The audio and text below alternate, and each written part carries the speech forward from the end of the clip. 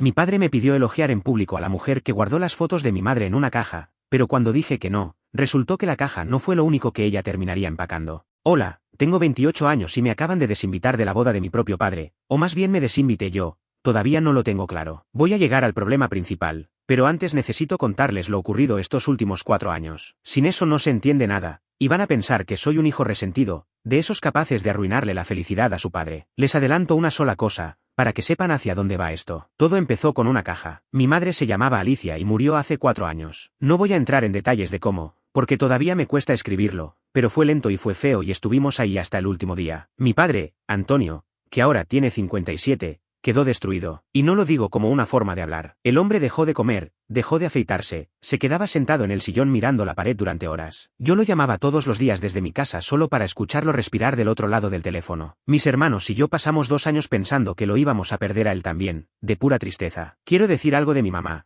porque en toda esta historia ella es la única que no puede hablar. Alicia era una mujer bajita, de risa escandalosa, que trabajó 30 años en el mismo lugar y que pagó la mitad de la casa donde vivíamos con su propio sueldo. Se acordaba del cumpleaños de todos los vecinos. Guardaba los dibujos que hacíamos de chicos en una carpeta con nuestros nombres. Cuando estuvo enferma, hasta el último mes, seguía preguntándonos si habíamos comido. Esa es la mujer de la que estamos hablando, no un fantasma ni un recuerdo incómodo. Por eso, cuando él conoció a Susana, que tiene 49, yo fui el primero en alegrarme. Y quiero que quede claro, porque después me van a acusar de todo lo contrario. Fui yo el encargado de decirle a mis hermanos que dejaran las tonterías y apoyaran a papá. Fui yo el que la defendió cuando mi hermano Emiliano, de 25, dijo que era muy pronto. Yo estaba feliz de verdad. Mi papá volvió a reírse, volvió a salir, se compró ropa nueva, empezó a hacer planes otra vez. Verlo así, después de 2 años de verlo apagado, fue un alivio enorme. Le di la bienvenida a esa mujer con los brazos abiertos, y me gustaría que alguien lo recordara ahora. El problema empezó despacio, tan despacio que uno tarda en darse cuenta de que está pasando algo. Al principio fueron detalles mínimos. Susana empezó a redecorar la casa, cosa que me pareció bien, porque esa casa estaba congelada en el tiempo y necesitaba aire. Pero un día fui a visitarlos y noté que la foto de mi madre que estaba en el pasillo, esa donde sale riéndose con el pelo al viento, ya no estaba. Pregunté por ella con toda la naturalidad del mundo. Susana me dijo haberla guardado, en buen resguardo, porque estaba reorganizando un poco. Le dije que estaba bien y me tragué la incomodidad. La siguiente visita faltaba otra, y después otra, y así, foto por foto. En cuestión de meses, mi madre desapareció de las paredes de la casa donde vivió 30 años. Todas terminaron en una caja, en el fondo de un armario, envueltas en papel de diario como si fueran vajilla vieja. Cuando por fin junté valor para decirle algo a mi papá, él me pidió no exagerar. Las fotos seguían ahí, nadie las había tirado, como si el problema fuera el papel y no lo que significaba. Y no fueron solo las fotos. Poco a poco fue desapareciendo todo. Los libros de mi mamá, que ella subrayaba entera y llenaba de anotaciones al margen, terminaron donados sin preguntarnos. Su ropa fue a parar a una bolsa de caridad, y eso lo entiendo, es sano, pero ni siquiera nos ofrecieron elegir una prenda para quedarnos. Marisela pidió el suéter azul que mi mamá usaba siempre, y le dijeron que ya se había ido en la bolsa. Y hay una cosa que a mí me duele más que todas juntas. Mi mamá tenía una libreta donde anotaba las recetas de la familia, con la letra de mi abuela en algunas páginas. Esa libreta también desapareció. Todavía la busco cada vez que voy a esa casa. Después llegó la frase. Esa frase que Susana empezó a repetir en cada reunión, con esa voz suave y comprensiva que usa cuando dice cosas terribles, que todos necesitamos seguir adelante. Lo decía mirándome a mí, siempre a mí, porque yo era el que ponía cara. Lo decía cuando alguien mencionaba a mi mamá en la mesa. Lo decía cuando mi hermana Marisela, de 31, contaba una anécdota vieja. Seguir adelante, como si recordar a la mujer que nos parió fuera un vicio a curar. Pero todo eso, las fotos, la ropa, los libros, fue apenas el calentamiento. El momento en que algo se rompió del todo adentro mío fue en una cena, hace cosa de 1 año, y todavía me cuesta contarlo sin que me suba la sangre a la cabeza. Estábamos todos y Susana se paró a hacer un brindis, y en ese brindis se describió a sí misma, delante de nosotros 3, como la nueva matriarca de esta familia. La nueva matriarca, con mi hermano aplaudiendo, con mi papá emocionado, y con nosotros 2, Marisela y yo, mirando el plato. Yo tenía 27 años y me tuve que morder la lengua hasta sentir sangre para no arruinar la noche. Y lo peor no fue la frase. Lo peor fue mirar a mi papá en ese momento, buscando en su cara aunque sea una sombra de incomodidad, algo, un gesto mínimo que dijera que él sabía que eso no se decía delante de sus hijos. Y no encontré nada. Estaba orgulloso, aplaudía. Esa noche manejé de vuelta a mi casa y tuve que parar el auto a un costado del camino porque no veía nada de tanto llorar. Voy a ser justo, aunque me cueste, porque muchos van a pensar que estoy pintando a un monstruo. Susana no es una bruja de cuento. Cuida bien a mi papá, le controla los remedios, lo hace comer verduras, lo saca a caminar. Cuando él tuvo una operación menor el año pasado, Ella durmió en el hospital 3 noches y yo se lo agradecí de corazón. No es cruel a los gritos. Es peor, es cruel con buenos modales. Y estoy convencido de que ella ni siquiera cree estar haciendo algo malo. Creo que en su cabeza está construyendo un hogar nuevo, y nosotros, con nuestras fotos y nuestros recuerdos, somos un estorbo sentimental a retirar del camino con delicadeza. Y esa convicción tranquila que tiene es exactamente lo que la hace imposible de discutir. Desde esa noche me puse distante. No lo voy a negar, y tampoco voy a fingir que me porté como un santo. Empecé a ir menos a la casa, a contestar los mensajes tarde, a poner excusas. Un par de veces le contesté mal a Susana delante de todos, con esa clase de comentarios filosos que uno suelta cuando lleva meses tragando. Me arrepiento del tono, pero no del contenido. El problema es que en esta familia lo único que se ve es el tono. Nadie preguntó por qué yo estaba así, solo notaron que yo estaba insoportable. Y sobre mi papá tengo que decir algo, porque en esta historia él es la parte que más me duele. Yo no lo odio, lo quiero muchísimo. Y ese es justamente el problema. Ese hombre me enseñó a andar en bicicleta, me llevaba a pescar los domingos, se levantaba a las 5 de la mañana para llevarme a los entrenamientos. Es un buen hombre, pero después de la muerte de mi mamá se quedó vacío, y una persona vacía se llena con lo que le pongan adelante. Susana lo llenó y él le entregó todo, incluido el criterio. Hoy mi papá repite frases que no son suyas, opina cosas que jamás habría opinado, y cuando uno le señala algo, la que contesta es ella. Es como ver a alguien a quien uno ama siendo doblado por otra voz. Y ahora sí llego al problema por el que estoy escribiendo. Hace unas semanas mi papá me llamó para pedirme algo con mucha ilusión, casi nervioso, como un chico. Quería que yo hablara en su casamiento. Me sentí conmovido, hasta se me hizo un nudo en la garganta, porque significaba que a pesar de todo yo seguía siendo importante para él. Y entonces agregó el detalle. Quería que mi discurso fuera específicamente sobre cómo Susana había vuelto a unir a esta familia. Me quedé mudo del otro lado del teléfono. Porque una cosa es hablar en la boda de tu padre y desearle felicidad, algo haría con gusto. Y otra muy distinta es pararme delante de 100 personas, muchas conocidas de mi mamá, muchas presentes en su velorio, para decirles que la mujer capaz de guardar sus fotos en un cajón fue la que nos unió. Y no me saco de la cabeza una idea que me está carcomiendo. Ese homenaje no salió de mi papá. Él jamás habría pensado en algo así. A él se lo sugirieron, se lo pusieron en la boca, y él, que hoy repite lo que ella dice, ni siquiera notó lo que me estaba pidiendo. Le dije que no. Le dije que lo quería y le deseaba toda la felicidad del mundo,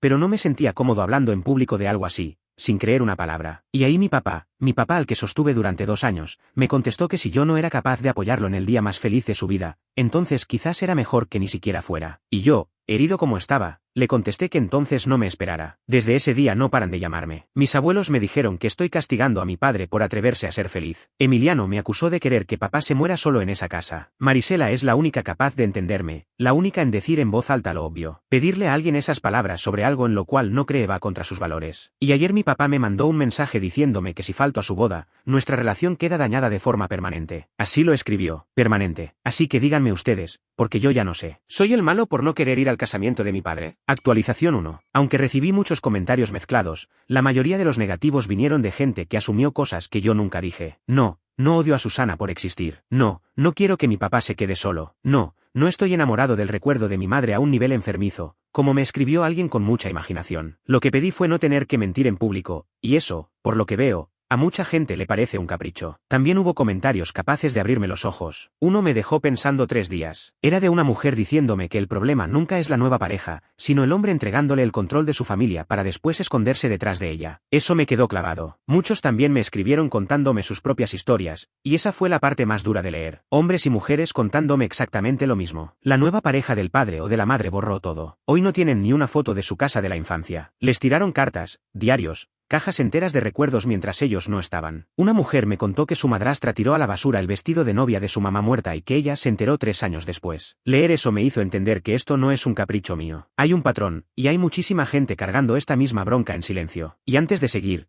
quiero decir algo que me cuesta admitir. Varios de ustedes me señalaron que yo también hice cosas mal, y tienen razón. Yo me fui alejando en silencio en vez de hablar. Dejé pasar lo de las fotos, dejé pasar lo de la ropa, dejé pasar el brindis de la matriarca. Me tragué todo durante años y después exploté por ese elogio público, y desde afuera eso parece desproporcionado. Si yo hubiera dicho algo la primera vez, quizás nada de esto habría escalado así. Ese es mi pedazo de culpa y me lo como entero. Sobre la presión familiar, quiero contarles cómo se siente eso desde adentro, porque es agotador de una forma difícil de explicar. Mis abuelos, los padres de mi papá, me llamaron para decirme que estoy castigando a mi padre por atreverse a ser feliz. Mi abuela lloró por teléfono. Me dijo que ella también enviudó y que nadie le impidió rehacer su vida, comparación que no tiene ningún sentido porque nadie le está impidiendo nada a mi papá. Yo no le pedí que no se casara, le pedí no tener que hablar en su fiesta. Emiliano fue más lejos y me acusó de querer que papá se muera solo en esa casa. Le pregunté si a él le parecía normal lo que me pedían, y me contestó algo que resume perfecto a esta familia. Me dijo que sí era raro, pero que uno hace cosas raras por amor. O sea que él lo ve, lo reconoce en voz alta, y aún así prefiere tragárselo antes de incomodar a nadie. Yo simplemente no puedo hacer eso, y por lo visto esa incapacidad mía es lo que me convierte en el malo de la película. Muchos me recomendaron una cosa concreta, y la hice. Me dijeron que hablara con mi papá a solas, sin ella presente, cara a cara y sin gritos, que le explicara que no era contra su felicidad. Así que lo invité a desayunar. Acabo de volver de esa conversación y todavía me tiemblan las manos. Y algo tengo que decir de ese desayuno, porque fue la primera vez en 2 años que estuvimos solos, sin ella, y fue extrañísimo. Mi papá volvió a ser mi papá durante unos 40 minutos. Me preguntó por mi trabajo, se acordó del nombre de un compañero mío, me contó un chiste malísimo de los que él hace. Y yo, sentado ahí, me di cuenta de una cosa que me llenó de tristeza. Con Susana delante, mi papá es otra persona. Habla menos, mira hacia ella antes de opinar, se ríe cuando ella se ríe. Solo, cuando nadie lo supervisa, vuelve a ser el hombre que me crió. Al principio fue como en los viejos tiempos, y cuando le planteé el tema con toda la calma del mundo, cuando le dije que yo iría feliz a la ceremonia pero que por favor no me obligara a dar esas palabras específicas, mi papá me miró y me dijo que eso era importante para Susana, que ella sentía que la familia no la aceptaba y que este gesto público la haría sentir parte. O sea que la razón por la cual yo tenía que subirme a un escenario a mentirle a 100 personas era para tranquilizar la inseguridad de ella. Le pregunté, sin agresividad, si a él no le parecía raro pedirle a un hijo que hable de la mujer que reemplazó a su madre. Y ahí mi papá dijo 6 palabras. 6 palabras que me van a acompañar hasta el día que me muera, y que fueron el momento exacto en que entendí que ya lo había perdido. Me dijo que mi madre está muerta, y que los muertos no se ofenden. Los muertos no se ofenden. Mi papá me dijo eso. El hombre que lloró sobre el cajón de mi mamá. Me levanté, pagué el desayuno y me fui. Manejé de vuelta al trabajo con las manos temblando en el volante, y me acordé de un detalle que me terminó de hundir. En el velorio de mi mamá, ese hombre, mi papá, se quedó dormido de agotamiento con la mano apoyada en el cajón. No se la soltaba. 4 años después, ese mismo hombre me estaba diciendo que los muertos no se ofenden, y ni siquiera se daba cuenta de lo que estaba diciendo. Ese es el nivel de lo que perdimos. Esa tarde llamé a Marisela y le conté todo. Y ella, que hasta ese momento había estado callada, me contó algo que yo no sabía. Resulta que a ella también le habían pedido algo para la boda, no un discurso, sino que caminara con Susana hacia el altar, del brazo, como gesto simbólico de que la familia la recibía. Se lo pidió mi papá, con las mismas palabras cuidadas, con la misma ilusión. Y Marisela, que es más callada que yo, había dicho que sí para no hacer problema. Cuando le conté lo del desayuno y la frase de los muertos, se quedó en silencio un rato largo y después me dijo que ella tampoco iba a ir, que ya estaba cansada de fingir que estaba bien para que los demás estuvieran cómodos. También me preguntaron mucho por qué no le conté a mi papá lo del brindis de la matriarca, o lo de la libreta desaparecida, o lo de la ropa. Y la respuesta es que sí se lo conté, varias veces, en distintos momentos. Y cada vez pasó exactamente lo mismo. Él escuchaba, ponía cara de preocupación, decía que iba a hablar con ella. Y unos días después, sin falta, Susana me llamaba a mí, con esa voz de terapeuta que tiene, para decirme que le dolía mucho enterarse de que yo la estaba criticando a sus espaldas. Cada cosa que yo le decía a mi padre en privado llegaba a ella en cuestión de horas, siempre con la versión más fea posible. Después de la tercera vez, dejé de hablar. No porque me hubiera resignado, sino porque entendí que hablar con mi papá era hablar con ella. Y ahora, para responder lo que todos me preguntan, sí, ya tomé mi decisión. No voy a ir a esa fiesta, no voy a dar ninguna de esas palabras. Y sí, sé lo que eso significa, mi papá me lo dejó por escrito. Lo que él no sabe, y esto es lo único que me da un poco de paz en medio de todo, es que Marisela tampoco va a ir. Y ella tenía un papel bastante más importante que el mío en esa ceremonia. Susana se va a enterar el mismo día, cuando busque con la mirada el brazo del que tenía que agarrarse para entrar. Actualización 2. Ya pasó la boda. No puedo creer que haya pasado casi un año desde que publiqué todo esto, pero la vida avanza igual, con o sin uno. Y les debo el final de esta historia, porque muchos me escribieron durante meses preguntándome qué había pasado. Les aviso desde ya que el desenlace no es el que yo esperaba, no es el que ustedes se imaginan, y que la mujer que guardó las fotos de mi madre en un cajón terminó sacando sus propias cosas de esa casa. Pero vamos por partes, porque cómo se llegó ahí es lo más increíble de todo. Empiezo por lo básico. No fui, Marisela tampoco, Emiliano sí fue. Dio un discurso precioso sobre Susana, y por lo que me contaron, ella lloró de emoción. Mis abuelos fueron, y en el momento en que se dijeron los votos, yo estaba en un restaurante con mi hermana, comiendo mal y en silencio, sabiendo perfectamente qué estaba pasando a esa hora en ese salón. Eso es lo más honesto que puedo contarles. No hubo triunfo, no hubo satisfacción, no hubo nada. Solo un vacío de esos que no se llenan con tener la razón. Del día en sí hay algo que nunca le conté a nadie. Esa mañana me levanté, me duché, y sin pensarlo saqué el traje del armario y lo dejé sobre la cama. Me quedé mirándolo como media hora. Una parte de mí, la de 8 años, la que quiere ver a su papá orgulloso, estaba lista para ir corriendo a esa iglesia, decir lo que fuera y aguantarse lo necesario. Terminé guardando el traje otra vez, y después llamé a mi hermana y le dije que necesitaba salir de mi casa, porque si me quedaba solo iba a hacer una tontería. Del evento me enteré por partes, porque nadie se atrevía a contarme mucho. Lo que sé es que Susana, en su brindis, agradeció a la familia por recibirla con los brazos abiertos, y agregó una puntada final. Lamentaba la ausencia de 2 de los hijos en un día tan importante. Lo dijo con el micrófono en la mano, delante de todos los invitados, con esa voz suave suya. O sea que en su propia boda, sin nosotros ahí para defendernos, se aseguró de dejarnos como los ingratos de la historia. Una tía me llamó al día siguiente indignada, no con ella, sino conmigo, para preguntarme cómo pude hacerle eso a mi padre. Después de eso, mi papá no me habló durante 7 meses. ¿7? Cumplí 29 años sin una llamada suya. Y les voy a confesar algo que me da vergüenza, y es que yo estuve a punto de ceder como 10 veces. Escribí mensajes de disculpa que borré antes de mandarlos. Estuve por aparecerme en su casa. Lo único que me frenaba, cada vez, era acordarme de esa frase, la de que los muertos no se ofenden. Esos 7 meses fueron los peores de mi vida después de la muerte de mi mamá, y voy a decir algo que quizás suene exagerado pero es exactamente lo que sentí. Fue como perder a mi segundo padre, porque mi mamá se murió y eso es irreversible, es tristísimo, pero no es una elección de nadie. Esto era distinto. Mi papá estaba vivo, respirando, a 40 minutos de mi casa, y había elegido no hablarme. Eso duele de otra manera. Un duelo por alguien que está vivo y que decidió irse. Ahora, lo que pasó después. Muchos de ustedes me habían escrito, casi como una profecía, que ese tipo de personas no se detiene, que el borrado nunca se detiene, y tenían razón. Con la casa ya limpia de mi madre y con la boda ganada, Susana pasó a la siguiente etapa. Primero fue la fiesta de fin de año, la que mi mamá organizaba todos los años en esa casa, con su mantel bueno y sus recetas. Susana la organizó igual, pero cambió absolutamente todo, hasta el menú, y en un momento de la noche, según me contó Emiliano, dijo delante de los invitados que por fin esa casa tenía a alguien que sabía recibir. Después vino lo del aniversario. Mi mamá cumplía años en agosto, y nosotros siempre íbamos ese día a comer con papá. Era una tradición nuestra, chiquita y triste, pero nuestra. Este año Susana organizó un viaje justo esa semana. No fue casualidad, y ella sabía perfectamente lo que hacía. Y la etapa siguiente fue el dinero. Empezó a insistirle a mi papá para que vendiera la casa donde nos criamos, la casa que mi mamá había pagado durante 20 años con su sueldo. Le decía que era demasiado grande, que estaba llena de recuerdos tristes, que necesitaban un lugar nuevo y suyo. Y ahí, hay que reconocerlo, mi papá se plantó. Le dijo que esa casa iba a ser de sus hijos. Y ahí, después de 4 años de moverse con una precisión perfecta, sin dar un solo paso en falso, Susana cometió el único error que necesitaba cometer. Se descuidó una sola vez, y le alcanzó para perderlo todo. Con mi hermano Emiliano presente, en su propia cocina, ella le soltó a mi papá que esa casa era de ellos dos, no de nosotros, y le exigió dejar de vivir para unos hijos ya ni siquiera capaces de visitarlo. Y agregó una cosa más, la peor, la que se le escapó porque llevaba demasiado tiempo sintiéndose ganadora. Dijo que había tenido paciencia durante años con esta familia y con la mujer que se murió, y que ya estaba cansada de competir con un fantasma. Con un fantasma. Así llamó a mi madre, delante del hombre que le sostuvo la mano hasta el último respiro. Emiliano,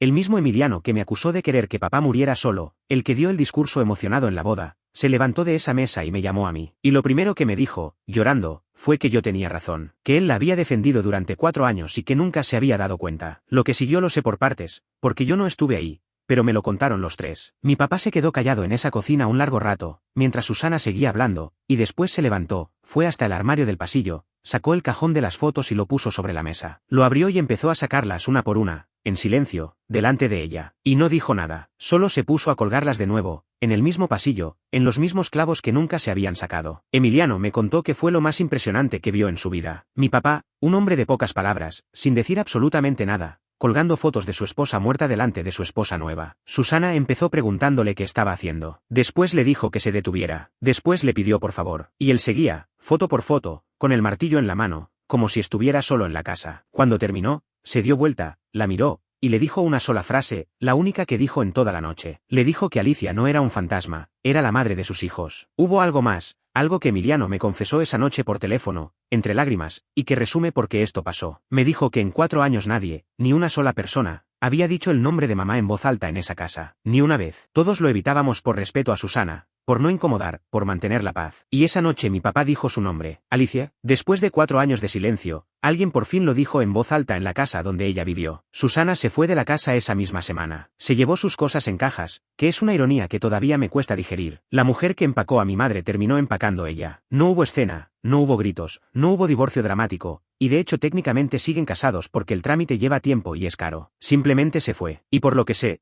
anda contándole a quien la escuche que esta familia nunca la aceptó y que nosotros, los hijos, le arruinamos el matrimonio. En eso tiene un poquito de razón, aunque no como ella cree. Mi papá me llamó 2 días después, y no me pidió perdón por la boda, ni por lo que me pedían, ni por los 7 meses de silencio, porque él no es un hombre que sepa hacer eso. Lo que hizo fue mandarme una foto del pasillo de la casa, con todas las fotos de mi mamá otra vez en la pared, sin texto, sin nada, solo la foto, y yo me quedé mirando esa imagen en el teléfono, sentado en mi cocina, llorando como no lloraba desde el velorio.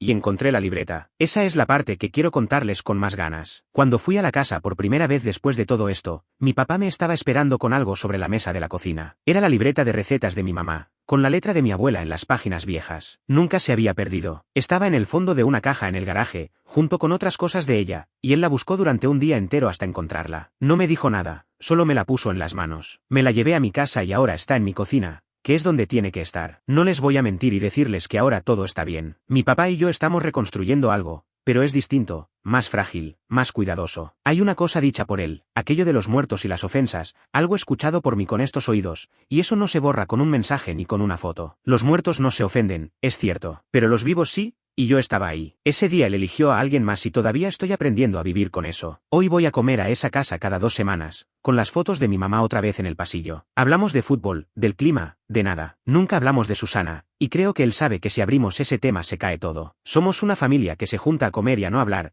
que es una forma de estar juntos, supongo, aunque no sea la que yo hubiera elegido. Y para cerrar, porque muchos me lo van a preguntar.